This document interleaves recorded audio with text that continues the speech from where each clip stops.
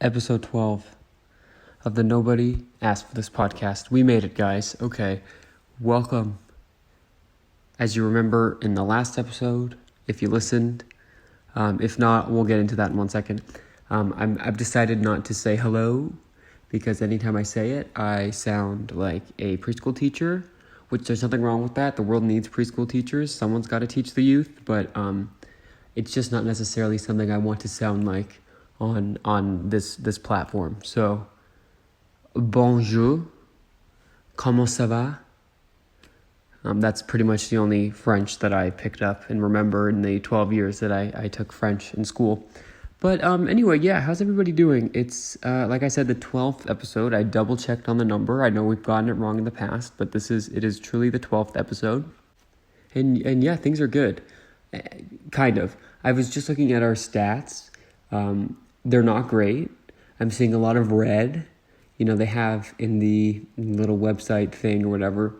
Truly don't know how I actually am able to get this onto the internet every week. It just kind of happens. But yeah, the last episode is not the least amount of listens for an episode we've ever gotten. So, I mean, hey, as long as we continue on that streak of not having the least amount of listens, then I think there's a reason to be doing this. By the year 2186, I think we could get to like 1,000 listens per episode. But I was actually brainstorming ways that we could increase that number count. And I really think I was thinking on this hard. I got my whiteboard out with my little eraser that I'm going to pretend that I have, and my pen, and I was just really brainstorming. I got that yarn thing. No, what I really did, I got that cork board that the police have, which I have questions about, but we'll get to that in 1 sec. I was really trying to, brainstorm ways to get the podcast, get our numbers up. And I think, I'm not 100% sure, I might consult legal counsel, legal advice. Maybe we make like a rumor that we'll get like cease and desisted, and then maybe we'll get in the headlines, Like I don't want to actually go to court, and when they send the cease, I will desist. But I think just getting it will maybe, we'll have to trademark the name, we'll have to become like a legal business. I think that could really kickstart, some momentum for us. For people that don't know what I'm talking about, a cease and desist is like a legal document that someone would send to either like a business or a person or a brand, basically saying, you're spreading lies about me, and if you don't stop, we're going to pursue legal action. So I don't know exactly who we could spread lies about, false rumors, and I don't know that me saying this as my plan kind of counteracts the rumor that I will / maybe eventually spread. So we're going to, we might have to do like year 2 of the Nobody Asked for This podcast, season 2, we'll have to do that, and then we can get a cease and desist. But back to the corkboard police folder thing. Always on these crime shows, which I'm not a huge fan of. I don't really watch too much like true crimey stuff. That was really popular.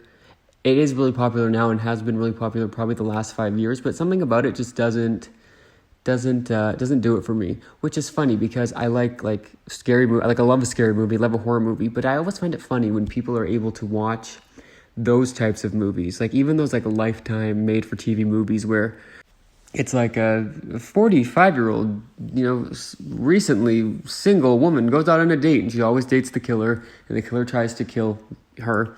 Very unfortunate. And she never actually dies. She always makes it out. But I always find it funny how people can watch those types of movies or like actual like true crime documentaries about real like horror that happened to people and be fine, but then won't watch like The Conjuring or like Annabelle or like a scarier like fake movie. Like I would rather watch something fake because then you can at least tell yourself we're good, like I can go to bed, which I have a movie recap. This is very exciting, a fake movie recap that'll happen at the end. Well, the movie's real, but it's a fake story. We'll get to that. Wow, I had nothing to talk about. I turned on the mic and everything is happening, and by mic I mean my iPhone. Don't worry, I haven't gotten more premium. But to actually close out the thought that I was talking about, I just don't understand how you can watch the true stuff, like the actual stuff that has happened, like could happen, might even happen to, the person, someone watching it. How you could watch that and be fine, but then be scared of a horror movie. Like, I'm way more scared of, like, honestly, not to call him out, I'm more scared of some Dr. Phil episodes than I am of a horror movie, because, like, that could happen to you. Like, that's, like, real people, real scenarios, you know? Like, do I think a poltergeist, a clown, whatever, is gonna, like, come out of the drain and, like, kidnap me? I hope so, but I don't think so, you know? Like, Pennywise, not so scared of you. The guy on Dr. Phil who, like, had a white van and kidnapped 3 people for 10 years, I'm scared of, okay? It's just quite confusing. But back to the police corkboard situation. You know, that thing, as I was explaining before, in you know, movies where it's like a whodunit, where they have that big corkboard with the strings, and they have pictures of each character, and it's like these like very fancy like headshots, like they were putting it on their resume. Like each individual character went to Walmart Photo Lab 1 hour return thing and like got a close-up of them wearing the exact outfit that they were wearing in that episode. Like those just never made sense to me. Like, you're telling me the suspect who is a felon has a glamour headshot ready for you to put on the board at the end of the episode? I just don't buy it. I don't buy it. And it's not, I know what you're thinking, it's probably their mugshot. It's not their mugshot, because a mugshot, you see, like, there's that chart. Like, do you know that chart that you'd buy at IKEA when you were a kid, and then you would stand up against it and you would go on your tippy toes so that it said you were taller than you were? Mugshots have those in the background. They have those, like, the height markers. But in these pictures, 98% of the time, there's no height markers. So somehow, the cops in these shows are finding these, like, perfect headshots. There's a huge spider next to me. Yikes. Save the rainforest. How do we stop this? Okay, I'm going to keep an eye on it. We're going to do Spider Watch 2022. So if I sound a little bit distracted, that's why. But we're going to keep going because this train has had several stops and we haven't made a point yet. So to do that, in conclusion, I don't understand how these... Oh wait, the spider's moving. I don't understand how or where these police attained these headshots. It's just a question, so I'm assuming it's more of like a fake TV thing. Because also, like, if we're being honest, that's not how detectivism works. You know what I mean? Like, in every episode, I lost track of the spider. I don't know if that's a good thing or bad thing. Anyway, in every episode, it just wraps up so neatly.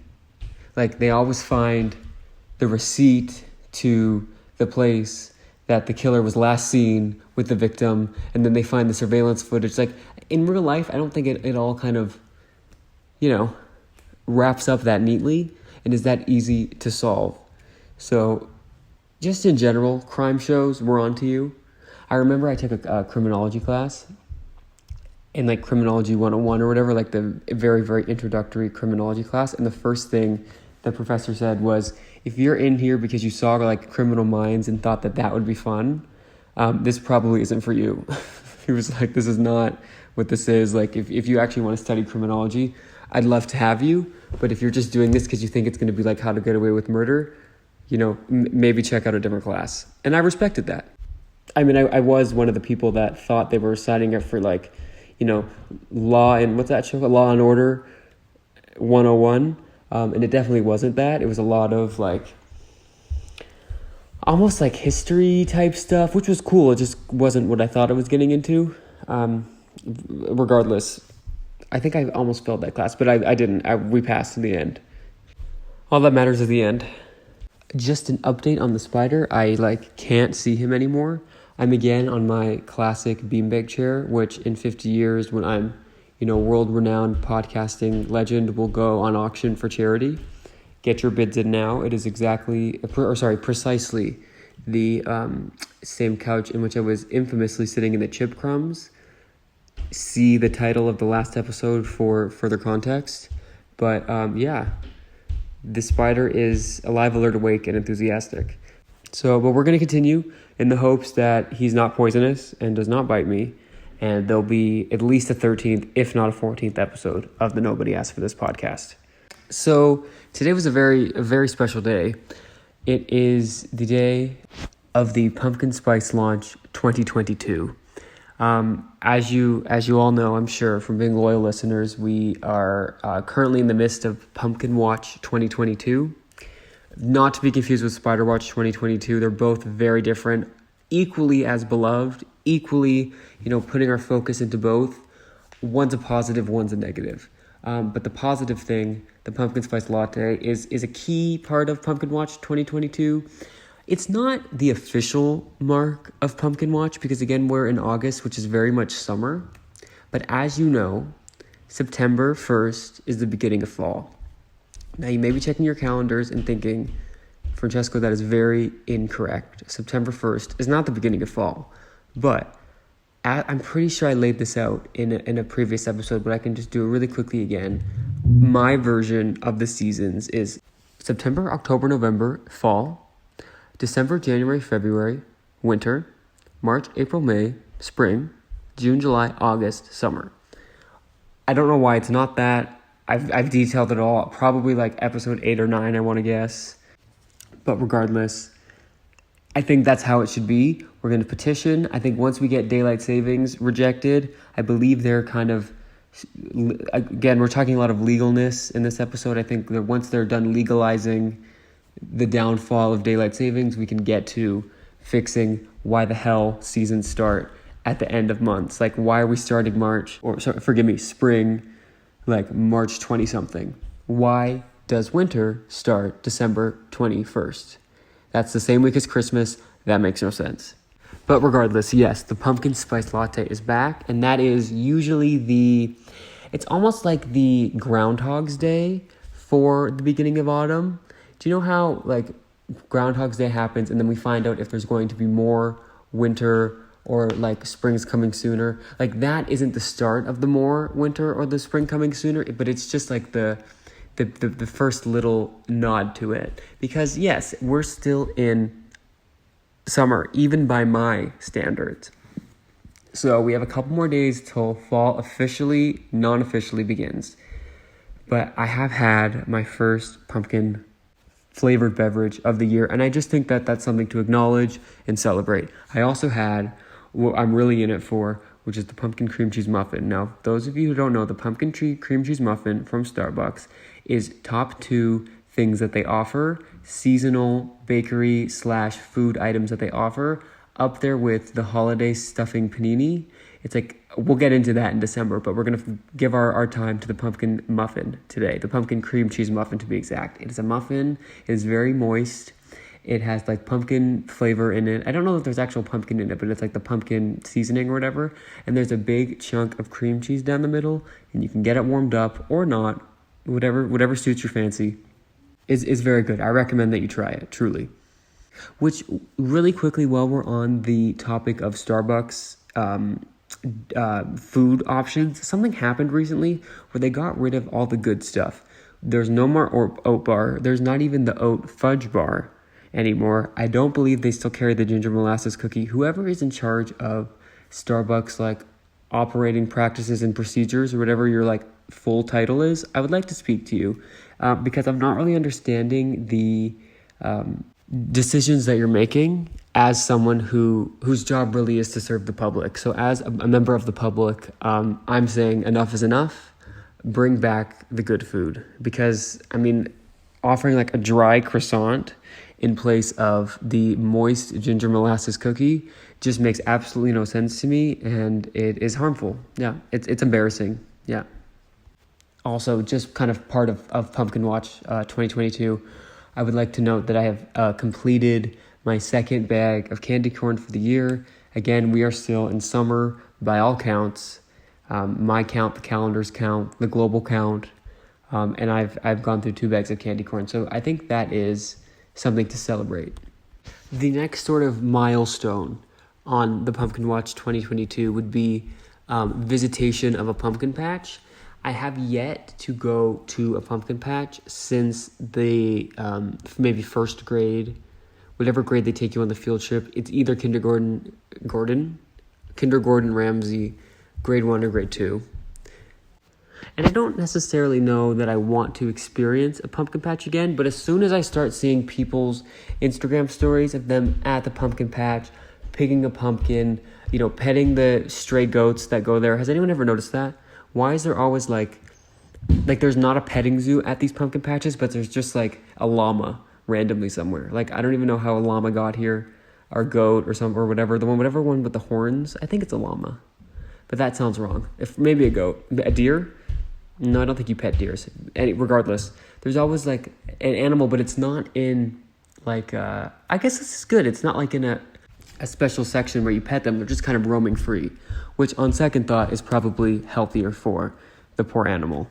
Yeah, but once I start seeing that sort of content, people eventually making jack-o'-lanterns, using the pumpkin seeds, which is really what I'm in it for. I love a pumpkin seed, a fresh pumpkin seed. Never goes wrong. You can never go wrong with when it comes out of the oven. You get the little pumpkin seeds, because I bought pumpkin seeds a while ago, and they don't actually give you the I think like the outside, like the shell part, like the white part. They just give you the like green, like actual seed in the middle, which is the worst part. If I wanted to have something like that, I would just have like a sunflower seed. Excuse me. I can barely pronounce words, and my voice gives out like every 5 to 6 minutes. I don't know why I thought this was a good idea. Like, nothing that I can provide is like podcast worthy, yet here I am. So while I clear that up literally out of my throat. Yeah, don't buy store-bought pumpkin seeds. I think it's not right. Unless they're the full white shell that you can then heat up and pretend that you were just at a pumpkin patch, petting the goats, picking the pumpkin, gutting the pumpkin, doing the whole process. Unless you can like put them in the microwave and recreate that experience, I would just say, forget about it, honestly. Okay, so in an effort to sort of reframe,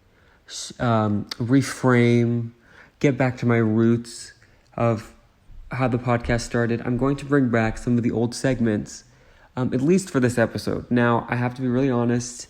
We always love acknowledging the elephants in the room. I have not yet worked towards producing for you the episode that I talked about 2 weeks ago, said was going to happen last week, didn't happen last week, and then last week I said, it'll happen eventually. Well, we're not at eventually yet. So I appreciate the patience and know that a actual structured, like not scripted, but planned episode will be coming to you eventually. But in the meantime, I'm going to bring back some of the old, and when I say old, I mean 2 months old. How long have we been doing this? Like a couple months? Old segments that we used to do. So we're going to start with the content recap. I actually have some content to recap, and it is in the form of a movie. So this is a prequel. If anybody saw, it's a hard movie to talk about because basically the whole premise of the movie is a spoiler. Like, if I tell you what the movie's about, it's a spoiler. So I'll try and set it up in the best way that I can that's not spoiler. So the movie that I watch is it's a scary movie. We're really all tying together here. This is very Pumpkin Watch 2022 horror movie, spoopy type of stuff. It's the prequel to the movie Orphan. Now, Orphan is, again, without spoiling it, is a movie about a kid who is adopted by a family who I believe has one kid already and either lost a kid or has always wanted another kid, or there's some sort of struggle. So at the beginning of the movie, they adopt this little girl who was an orphan, lost her parents and her whole family. She was, I believe, in an orphanage, and they adopted her. And of course, all goes awry, and there's a twist at the end of the movie that I won't spoil. Again, I don't know who listens to this or who cares, but just in case, I won't spoil it. There's a twist at the end of the movie that basically is the reason that there's a movie, if that makes sense. The movie doesn't make sense without the twist. So this week I watched the second movie, but it's like a prequel, so it's about what happened before the stuff that happened in the first movie, and it was pretty good. I won't spoil anything that happens, but essentially, it's the same little girl just in a different family, and I enjoyed it. I would recommend watching both, and I think because there was such a big twist in the first one, you're kind of like, how could they do something like that again. You know, like how could they have a bigger twist? But I think they actually did a pretty good job at like making the twist as big. So they're both very twisty. I would recommend watching both. And the good thing about me is I basically forget every movie ever. So the fact that this was like I'm not kidding you. I could watch a movie, watch it 6 months later, and be completely shocked at the twists again. Like if there's like, unless it's like major, something like The First Orphan, where like it's kind of the whole reason that there was a movie in the first place. Unless it's something like that, like I will completely forget. Like I'll forget who the killer is. I'll forget that, you know, who we think is the stepdaughter is actually the mom, and, you know, whatever, like details like that, I will completely forget. I could watch it fresh. Which is good because then I can get more mileage out of these movies that have like these big twists. The problem with that is if I ever watch a sequel, I will never remember what happened in the first movie enough to understand what the sequel is trying to tell me. But the fact that this was a prequel, you don't really have to know what happened in the first one. It just helps to know like the actual twist of the first one because it's still like applied in the second one, the prequel or whatever. So I recommend watching both. You could just watch one or the other. You'll understand it nonetheless. So yeah, there you go. See, I had a structured recap. I feel like I'm on the radio or the news where they give those recaps. So I'm gonna give Orphan and the new Orphan / old Orphan, because it happens after it, I'm going to give it 4 out of 4 Nike slides from winners. There you go. Also some tragic news, some food news, which is obviously a recurring segment, not a named one, but a recurring segment.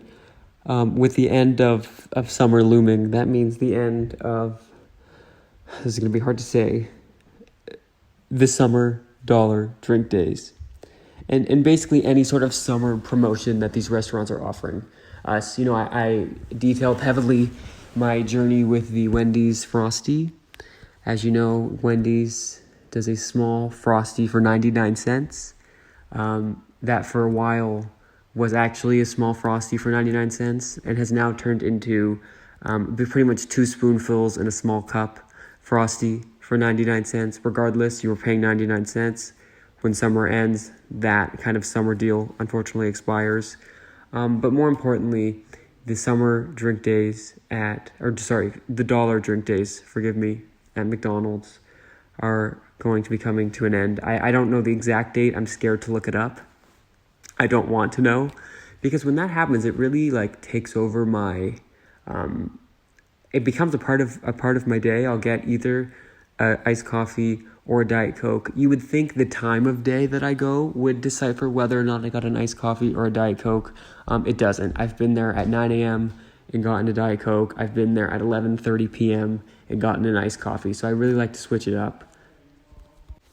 I also would love to know, like there should be some sort of tracker thing where I could track how many times I bought a dollar iced coffee, because I think of it as like, oh, this is such a good deal. Right. It is, but unless you go 70 times in the summer and you've spent $70 that you probably wouldn't have spent elsewhere. Because after the summer ends, I never get, well, no, that's not true. I'll get a nice coffee from time to time, but I don't really go and just get a Diet Coke. Because really, if you wanted a cheap fountain soda, you just go to like 7-Eleven any time of year and it's like 70 cents. I'm sure now it's like 99 because of inflation, but nothing we can do about that. Actually, speaking of 7-Eleven, I do want to do, and you can hold me to this, I do want to do an episode where I try the food from 7-Eleven. Because I go in there and I can't tell if those little, like, taquito things spinning on the hot dog spinners and, like, their chicken wings, I can't tell if it's actually the grossest thing I've ever seen and not food, or probably pretty good.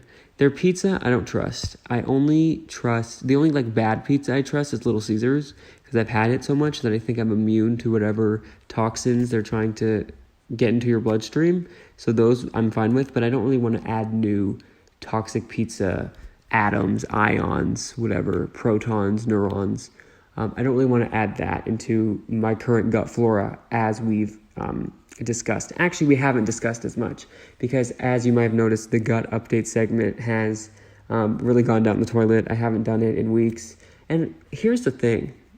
for everybody saying, and by everyone I mean like 2 people saying that it's a gross segment, I'll have you know, the episodes where we did the gut update are some of our highest rated episodes. I just have to tell you. So, I mean, hey, maybe if I start talking about my diarrhea a little bit more, we'll be able to, boost up those sales, and then I won't have to get cease and desist letters from random companies for spreading rumors about them that I've already told you are going to be fake. So, I mean, that's really something to think about. Something I will not miss about the summer is bug bites. Although I didn't get my yearly calf, like huge swollen bug bite. I don't know if I've talked about it before, but every year, maybe with like the exception of 1 or 2 years in the past, like recent memory, I would get on my left sort of calf this huge bug bite that would swell and swell and swell into the size of like literally a golf ball, and would stay that way until I put ice on it for like 10 minutes, and then it would go down. Now you could be thinking, why don't you just put ice on it sooner? That's a very good question. I don't know. Maybe I'll put ice on the eventual spider bite I get after Spider Watch 2022.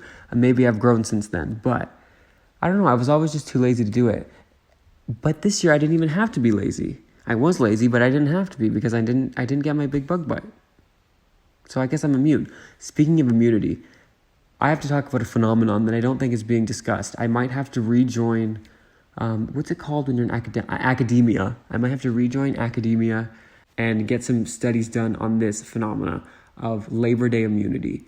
Now, what Labor Day immunity is after you are out of school, Labor Day doesn't actually mean anything, because when you're in school, Labor Day is essentially the worst day of the year because it's your last day of freedom before school. And it is terrible because you're obviously not enjoying your last day of freedom when you're thinking of all the work you have to do for the next 10 months until summer happens again. So for anyone experiencing non-Labor Day immunity, I very much apologize. As someone fully vaccinated against Labor Day, the Labor Day blues, I stand not with you because I'm not there, but I empathize with your pain. Obviously I hope for all of you to one day reach a place of Labor Day immunity. But you know what? These are my words of wisdom. If you have Labor Day blues, just know that meant that you had something to miss. You'll miss your summer because you had a good one. Now, what would be a terrible place to be in is to be excited to go back to school because your summer sucked. That person, we're going to just take a moment of silence for. Okay, ready? Okay, done. That would suck if you had a summer and it was terrible. So, wherever you lie in that spectrum, we're thinking of you today. But I hope everybody enjoyed their, to quote Phineas and Ferb, 104 days of summer vacation. Where did they come up with that number? I assume it just rhymed with the rest of the theme song. For people who never watched that show, Phineas and Ferb was a show about these mainly like 2 kids, but a group of kids during summer break. Every episode happened during summer break. The show went on for about 8 years. So explain to me how that timeline worked. I don't know. But in the theme song, they say that there's 104 days of summer vacation. And I always took that as fact. So I really thought like Labor Day came around. I'm like, wow, this is the 104th day of summer vacation. It flies. And then I looked at the calendar and did the math, and it's actually like maybe 70. So I don't know what district, what catchment, what county Phineas and Ferb are from, where they're getting 104 days of summer vacation, but I would like to move there. Well, I would have to get into a time machine where I was back into school, then I would move there and kind of collect that. Or maybe I could do some sort of rebate program. Do you know, like if you buy something from some stores and then like the next week it goes on sale, you can go back and like get the money, you can get the difference. Which is interesting that stores offer that, because you think they would be like, you snooze, you lose, but they don't. They're nice. So I would actually like to go to whoever I could and say, listen, I need about 30 extra summer days for the 12 years I was a student in school. So at quick math, that would be like 366 days. which is 1 day short of a year unless it's a leap year. So I will take the next available leap year, or whatever year there's a February 29th, I'm going to take that whole day off, that whole year off rather, as my recoupnance. That's not a word, but we're going to make it one my recoupnance for not getting the 104 days of summer vacation as promised to me by the Phineas and Ferb soundtrack.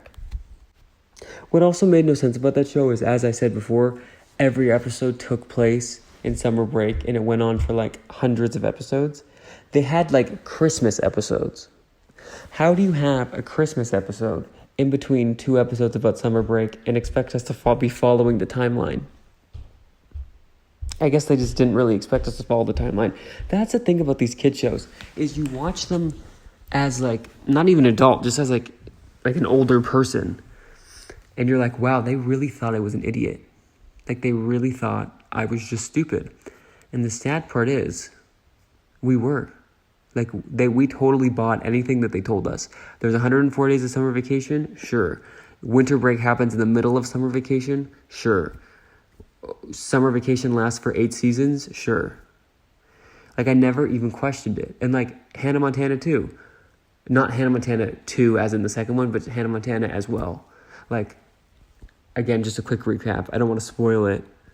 Similarly, how I didn't want to spoil Orphan, but Hannah Montana, a show about a girl who is both a normal girl and a superstar. She has the best of both worlds.